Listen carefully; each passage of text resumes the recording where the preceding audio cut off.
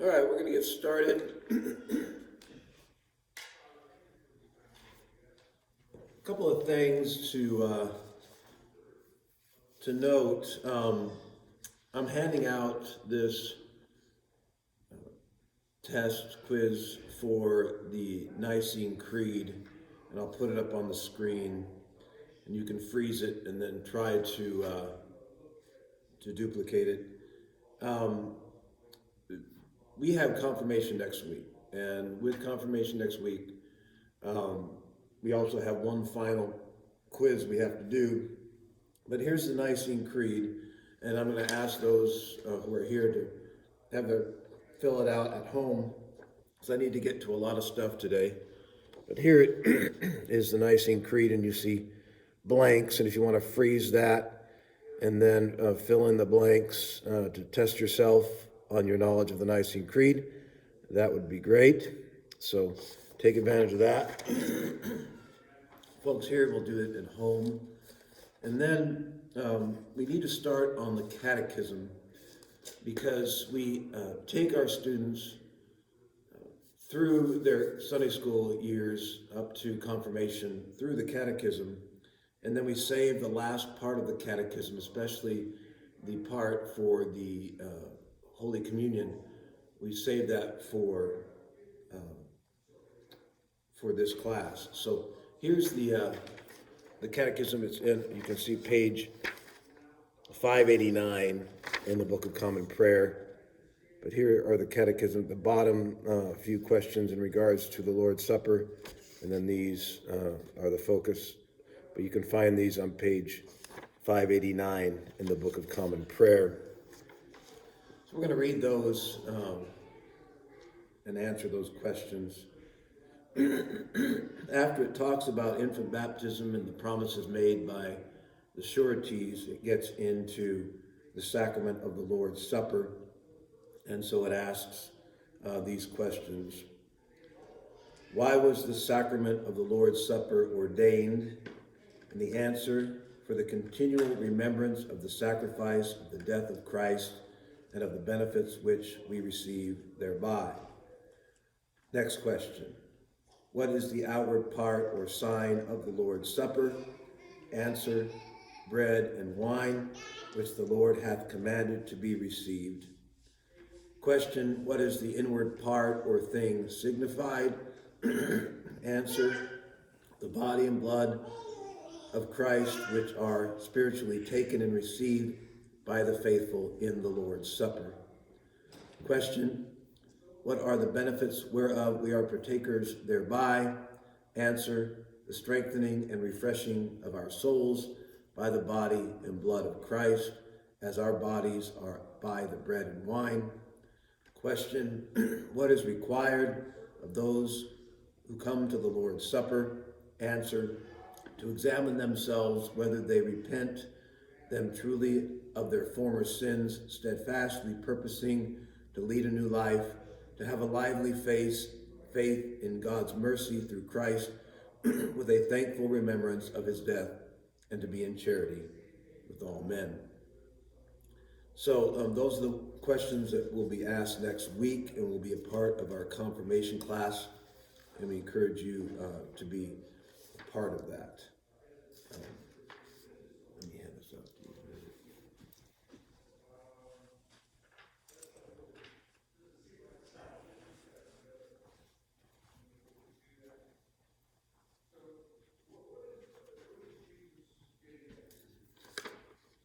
There's also this, you could do that at home. You can do this one at home.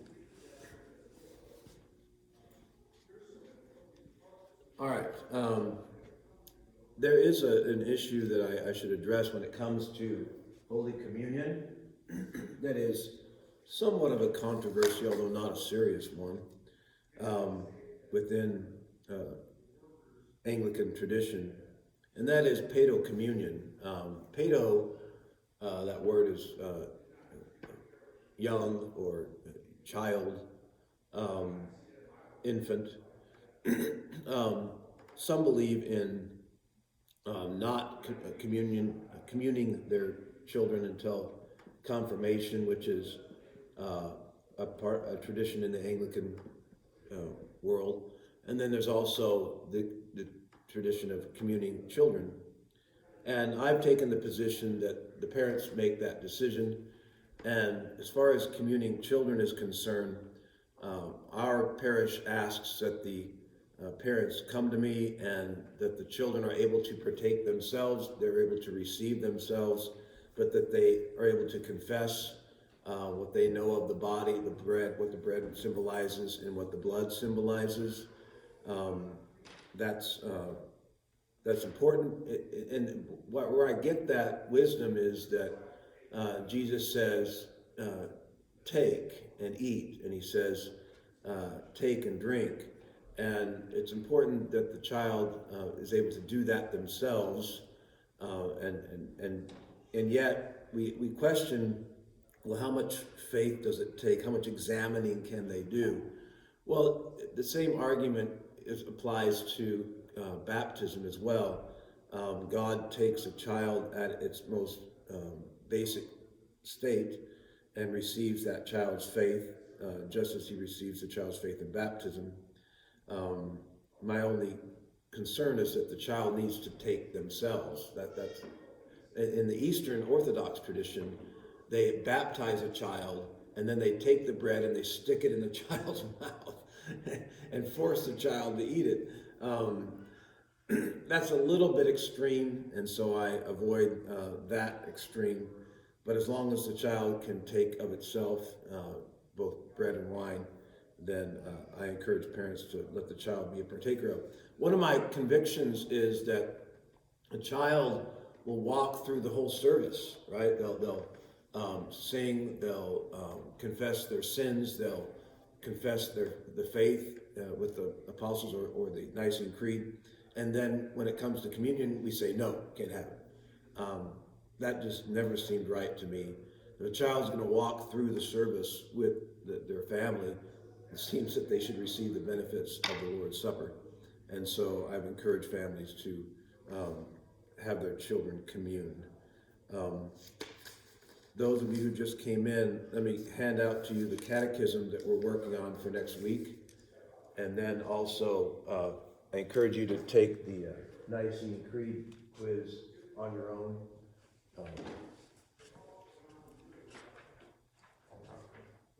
What's that?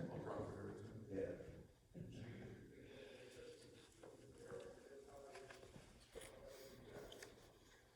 All right. I appreciate Mr. Hammett walking you guys through the history of Reformation and then Anglican history. And I want you to understand that the Anglican Church and its work worldwide is a God blessing.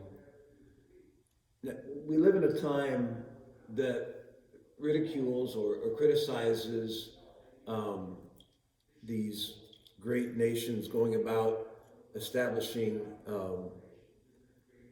colonizing the world as it did.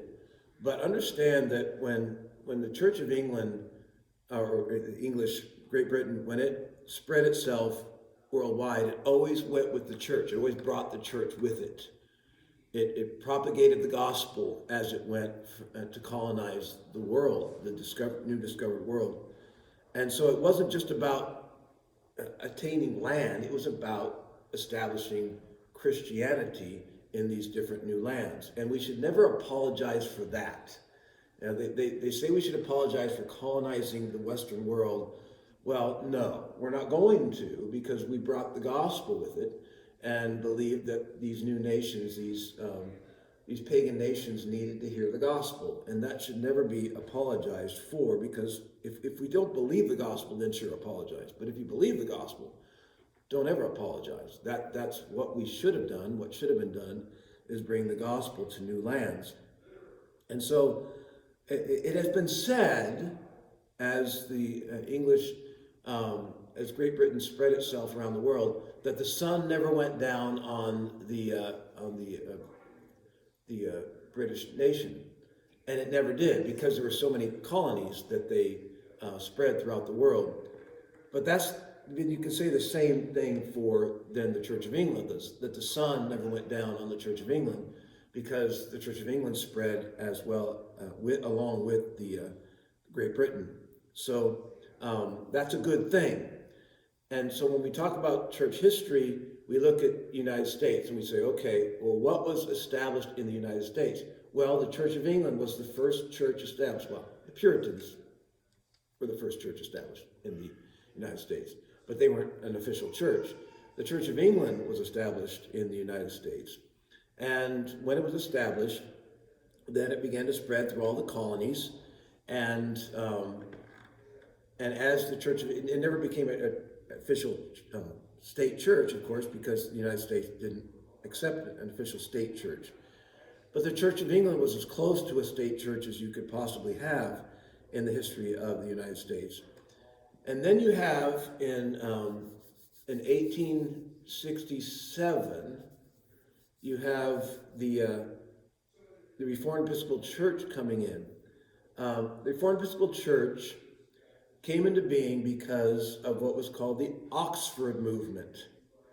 The Oxford Movement was a movement within the Church of England that some of the leaders wanted to go back to being Roman Catholic. They were leaders within England and within the United States who wanted to take the Church of England back to Roman Catholicism. And they wrote tracts. That's why it's called the Oxford Movement, because it came out of Oxford, and they were writing tracts, little pamphlets, that were trying to push the church back to Roman Catholicism. And the Reformed Episcopal Church, Bishop Cranmer, who was a suffragan bishop out of Kentucky, did a little pushback, said, no, the church should be evangelical, the church should be gospel-focused, not rights-focused. And so he did some pushback along with some other leaders. And it all came to a head when Bishop Cranmer was doing a service in New York. And the service was an evangelical service preaching the gospel, and it included Methodists, it included Presbyterians, it included Episcopalians. And he was part of that service, and he led the Holy Communion service so that all these denominations were communing together. And it came out in the paper the next day, an editorial criticizing Bishop Cranmer for leading this group, saying that these people shouldn't have been considered a part of your body. It shouldn't have been considered Christian because they weren't Episcopalian. And can you believe they actually wrote about a gathering of Christians back in the newspaper? They actually cared what Christians were thinking back then, as opposed to today. But so Bishop Cranmer took that as a last straw. He said, okay, I'm done. We're gonna set and the person that was criticizing was Episcopalian. So he said, okay, I'm done. We're starting a new denomination. We're reforming the Episcopal Church. So let's call it Reformed Episcopal Church. And they came up with these declaration of principles that we have in the back of our prayer book. These statements about what we're going to be, what we're not going to be, and basically rejecting Roman Catholicism and all of its perspective, not all of its perspective, but the differentiations of Roman Catholicism, and trying to go back to the basics of the Church of England. That's what Cranmer was trying to do. Cranmer, whoops. I said that. Bishop Cummins. Am I saying Cranmer? You're saying Cranmer. Oh my gosh. Golly. Yeah, sorry about that. Bishop Cummins. Bishop Cummins. Getting my reformations mixed up. So Bishop Cummins is the one who did all this. Sorry about that confusion. And we got to, we came to, let me read those declarations. We have a prayer book here. So at the back of the prayer book, you'll see these declaration of principles. That's on page 623 in the prayer book, at the very back of the prayer book. You'll find 1873, and I said 1867. Boy, I'm just really not there today. December 2nd, 1873, not 1867. 1873, you'll see, and Now notice that that's 8 years after the Civil War ended, and I need to come back to that.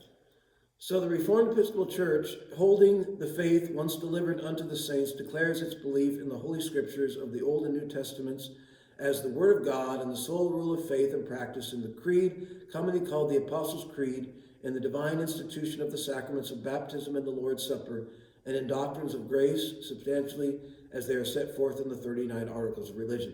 So this is embracing the Holy Scriptures, this is embracing the creeds, it's embracing the 39 Articles. Point number 2, this church recognizes and adheres to episcopacy, that is the form of government, not as a divine right, that is not that God commands it, but as a very ancient and desirable form of church polity. Church polity means church governments. What type of church government do you have? We're going to touch on this today. That's the church government that we're preferring, to have an episcopal form of government. Number 3, the church retaining a liturgy which shall not be imperative or repressive for freedom in prayer, accepts the Book of Common Prayer as it was revised. So it's saying we accept that the Book of Common Prayer is going to be our guidance in our liturgy, but that doesn't mean you can't have other forms of worship. The Book of Common Prayer, as it was revised, proposed and recommended for use by the General Convention of the Protestant Episcopal Church, AD 1785. So they're accepting the Protestant Episcopal book. Now look at 1785. We came as a nation to 1776, right? We rejected the kingship of Great Britain in 1776. And so the prayer book for England was filled with prayers for the king. And we got rid of those. That's why 1785 was a reference back.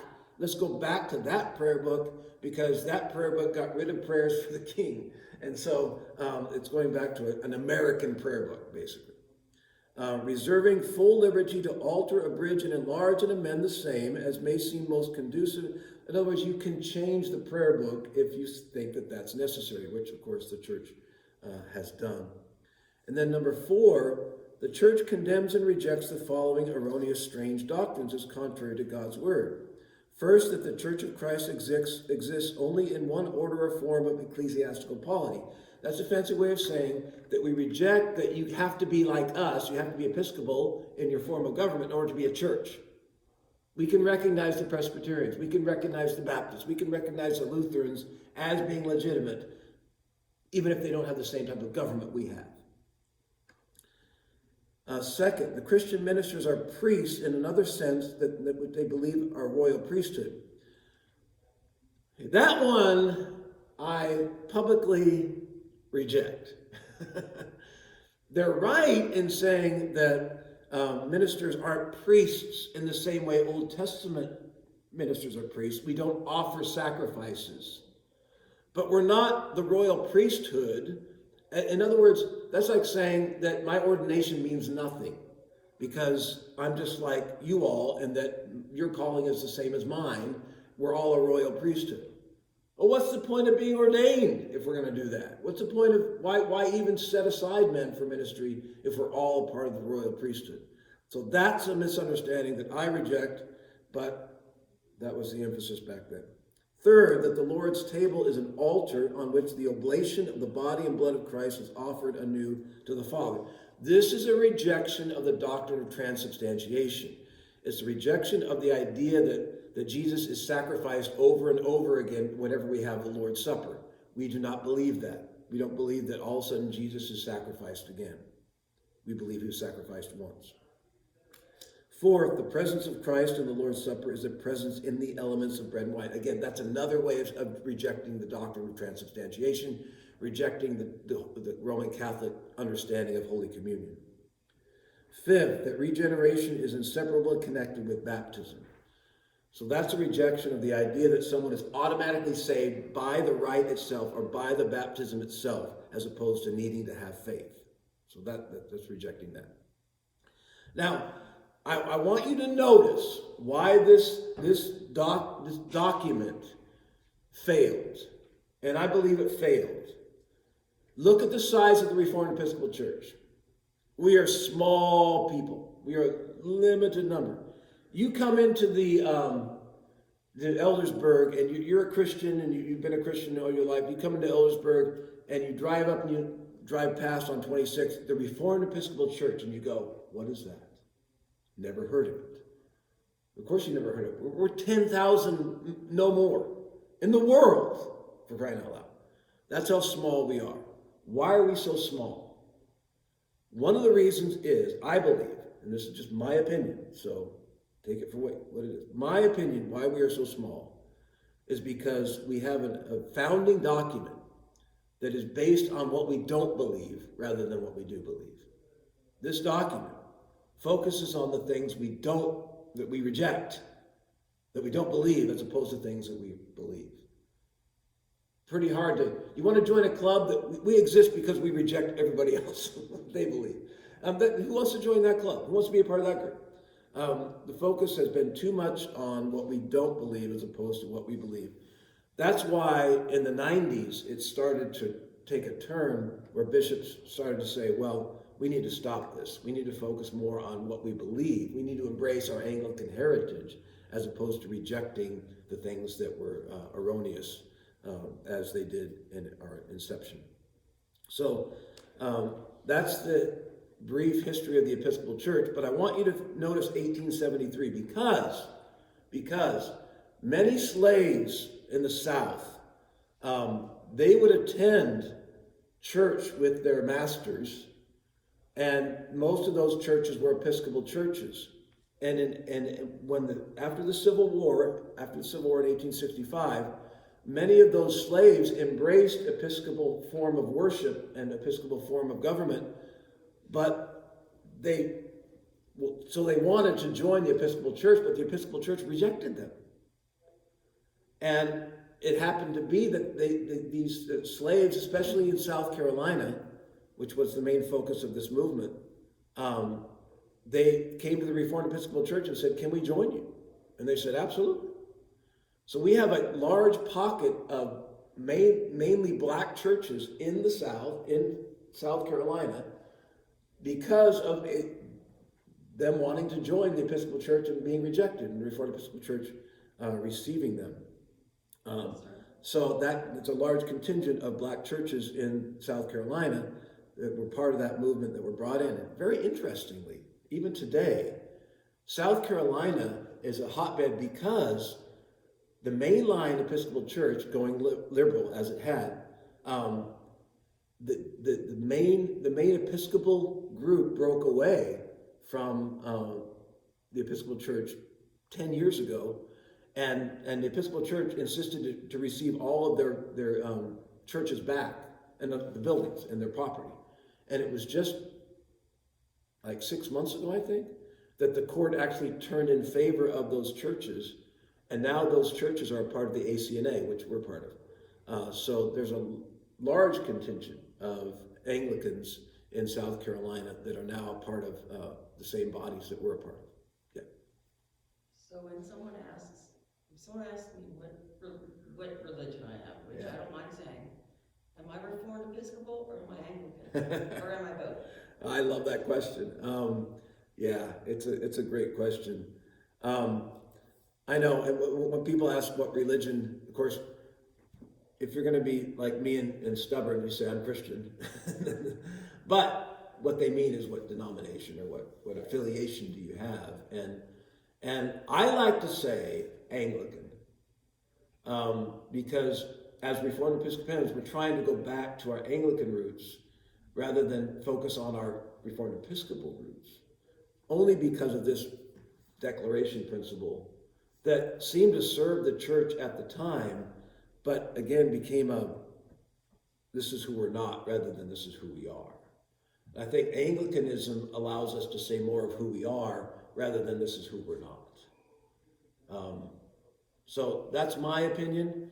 I'm sure other people would take a different approach to it, but I have found that to be more effective. And I've also found that people who move into the area, if they look up Anglicanism, like they do a search engine, they identify as an Anglican and they look up Anglican, they're likely going to find us under Anglican and not under Reformed Episcopal. So allows us to broaden our appeal, if you will, or interest. Like you said, positive as opposed to negative. Yes. What we Yeah. believe as opposed to what we don't. Right. Yeah. Yeah, I found it a lot easier to explain the Church of England and how that started rather than Reformed Episcopalian. Say that again? I found it easier to explain to someone the Church of England. Okay. And being an Anglican, a lot easier than explaining Reformed Episcopalian. Well, what's Episcopalian? And then it's Right. Reformed Episcopalian. So Right. that was- Although it's easier to anytime that anybody says to me, "Oh, you're Episcopalian," I say, "No, I am not." And I say that rather aggressively because Episcopalians today are so ridiculously liberal that they have rejected the gospel. In my view, they've rejected the gospel. And so I don't identify, I have to say, no, I'm Reformed Episcopalian. And I will try to tell them what that means. Because the identity of Episcopal right now in America is just horrible. They are pro-death, pro-abortion. There are bishops in the Reformed in the Episcopal Church that reject the divinity of Jesus, that they reject the virgin birth. They reject most of the tenets of Christianity, what we confess in the creeds. And so I don't want to identify. Now, that doesn't mean every Episcopalian is like that. I know of a gentleman in Florida who is part of the Episcopal Church who's just like me in terms of his confession. So there's still some people that are trying to stay faithful in the Episcopal Church, but they are few and far between, very hard to come by. I have what I always consider a humorous story. There's a gentleman that was part of our church. He has since passed. But he said that he drove by here many years ago, and he saw the sign Reformed Episcopal, and he said to himself, I need to go there, because if anybody can reform an Episcopalian, I want to be a part of that group. I think that's pretty fun. So anyways, that's a very brief history of the Reformed Episcopal Church. We have struggled as a people to embrace things. There was a time in the church where we were arguing about whether ministers should wear collars, whether ministers should wear vestments. There was a time when people were rejecting the Book of Common Prayer as a means of worship. We've just struggled through our history to really try to find our identity. And the bishops that rose up in the 90s and then are today have embraced the Anglican tradition, the more formal expression of worship. And that's what drew me here. I came to the Reformed Episcopal Church because I was tired of the looseness of worship. When I went to the Church of the Nazarene Seminary, which is like a Baptist type expression. And when I first came to my first church, they handed me a church bulletin, and they said, this is how we have been worshiping, but you can do what you want. And it struck me. I thought, who am I to decide how God should be worshiped? By what wisdom or knowledge do I have to decide how God should be worshiped? I'm going to write up my own form of worship?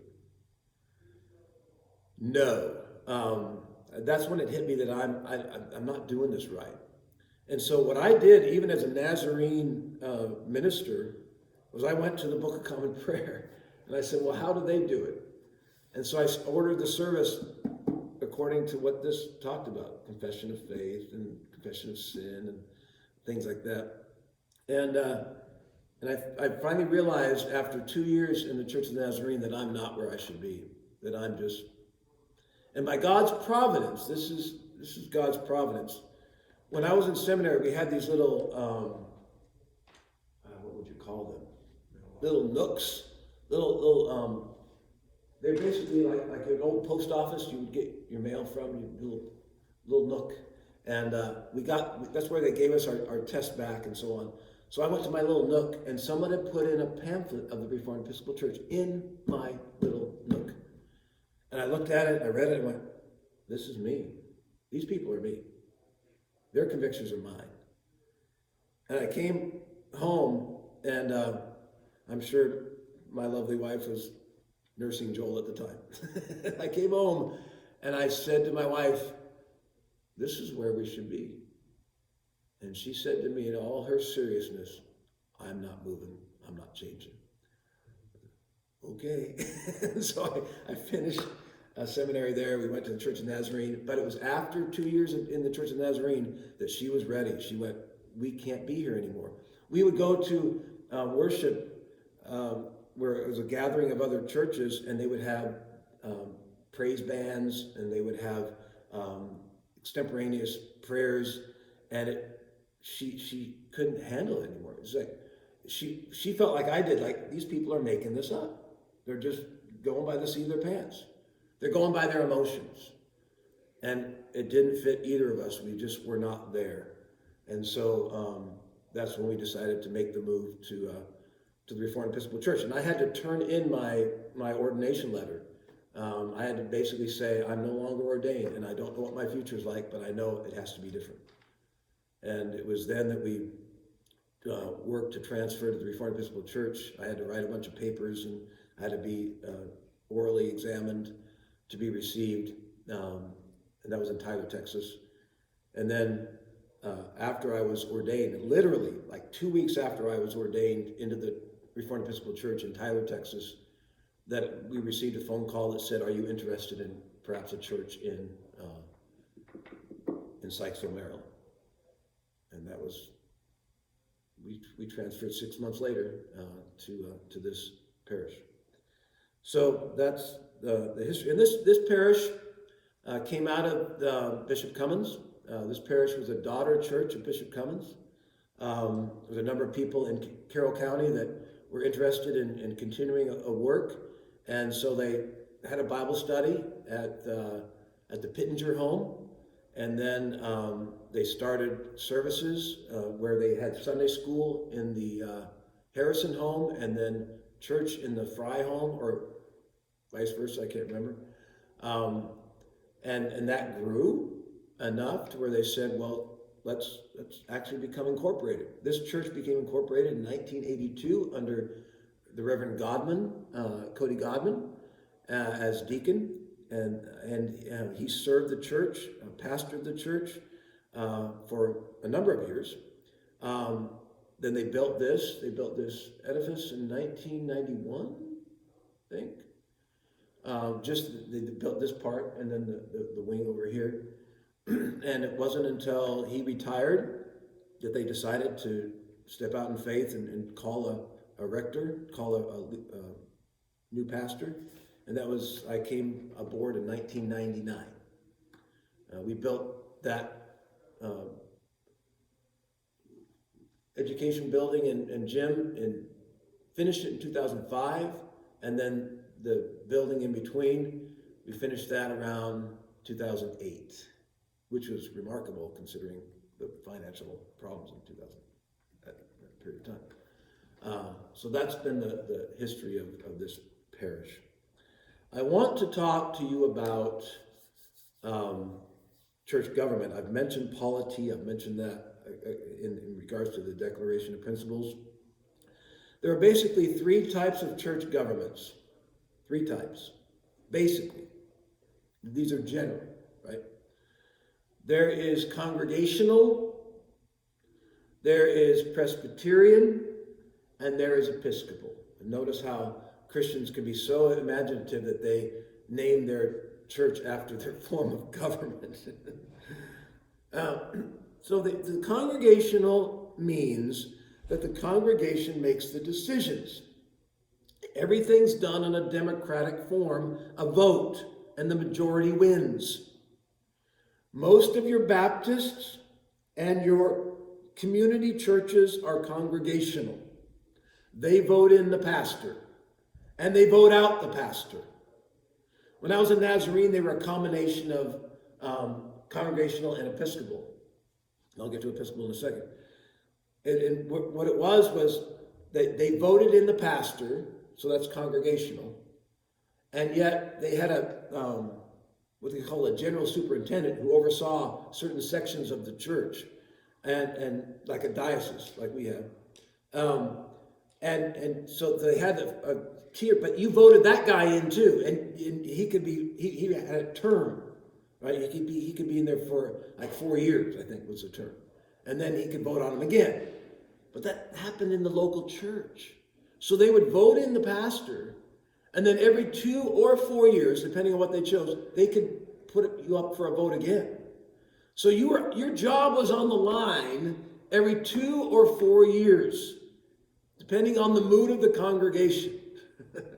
When it came to Episcopalian, that's much different. But that's congregational. You vote on it. Now, not all Baptists or community churches are stringent like that.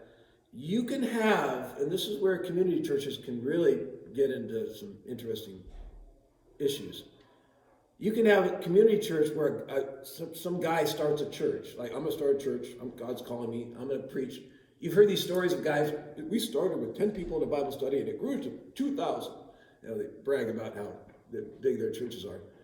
But those guys can become popes because they can basically decide their government, how their government's structured, and who can take their job or not. They can basically form their own type of government according to their bylaws. So it's not like every church that's a community church can vote out their pastor.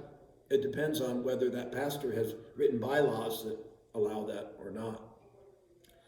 And that's why I say they're pope-like, because they can basically write bylaws that they rule. They make decisions and everybody has to bow to them. Then there's Presbyterian, which is like the United States. It's like a representative form of government. You have men who are ordained, presbyters. That's where you get the word priest, by the way. Priest is a breaking down of the, it's basically a shorter form of presbyter. It means elder. Okay, you see, you have somebody in the church, Baptist church, called an elder. That's the Greek word is presbyteros. That's where we get the word Presbyterian. So they believe in elders and deacons, only 2 offices. In Congregational and Presbyterian, there's only 2 offices, presbyter and deacon. And you have your elders who run the church. You have your deacons who serve the basic needs of the church. And those are the only 2 offices that are recognized. Then you have, within the Presbyterian, a teaching elder or a ruling elder, which is basically the pastor. He's the guy who preaches the sermons, oversees the sacraments, and so on. You have Presbyterians groups, or what do they call them? The presbytery, which is in the local church. It's those are the men who make the decisions for the church. And then you also have that in terms of larger government. So like in the PCA, you'll have presbyters who make the decisions in the local church, and then you have the presbyters who make the decisions for the larger church. And then they have presbyters in general. I'm generalizing. They love to argue. So they have councils every year, and they get together and they have presentations, and then people get up and give their opinions, and it's a long, drawn-out process. Then you have Episcopalian. Episcopalian recognizes 3 offices. Episkopoi is the word where we get Episcopalian. It's what we also use as bishop. So you have 3 offices. You have bishop, you have presbyter, elder, and you have deacons. 3 offices as opposed to the 2. Episcopalians recognize 3 offices because that's what the scripture uses. Now, Presbyterians say, no, our Bible, how we interpret the Bible is correct. They say that the word episkopoi is used, yes it is, but it's used interchangeably with presbyter. So the Episcopalian, the episkopoi, and the presbyteros are the same office. No, we don't agree with that. In fact, the early church shows that that's not the case at all. And this is what happened. Bring it to a short summary. The early church was ruled by the apostles after Jesus ascended, the apostles were the rulers. This is in the book of Acts. The apostles made the decision. The apostles gathered together. Look at Acts 15. Apostles ruled. They ordained elders to serve as pastors, and they also ordained deacons to serve the basic needs of the church. Okay, that's from Acts 6. So you had the apostles, you had the presbyters, the elders, and then you had the deacons. 3 offices. Well, what happened when the apostles died? Who took that role of leading? And the natural leadership was the office of bishop. That like Paul ordaining Timothy, who was commissioned by Paul to ordain elders, Timothy was like a bishop office. He took over after the apostles passed away. And so the church naturally remained in 3 offices. But instead of the apostles, the bishops. And the bishops were commissioned to continue the work of the apostles. That's why a bishop who goes on rogue and doesn't respect the teachings of the apostles should be hanged, as far as I'm concerned, but should be decommissioned because he's not fulfilling his role. So, and you look at the history of the church, that's what naturally occurred. 3 offices: bishop, presbyter, deacon. And that's what we maintain today, those 3 offices. Bishop's primary job is to protect the doctrines of the church, historic, and to ordain men to the ministry. That's their primary responsibilities. And then the presbyters are responsible for feeding the sheep, caring for God's people. So that's a really quick summary, I realize that, but nonetheless necessary. So our time is ended here. We need to recognize that next week is confirmation. I will need you to, we're going to have you have your prayer books with the bishop so that you can recite the catechism, but I need you to go over the catechism, take your Nicene Creed quiz at home, and we'll have another class next week. We'll talk about the structure of St. Stephen's and how we do things here, so you get to know how our government structure works and how we divvy out responsibilities. Any questions? Okay, God bless, and we'll see you next week.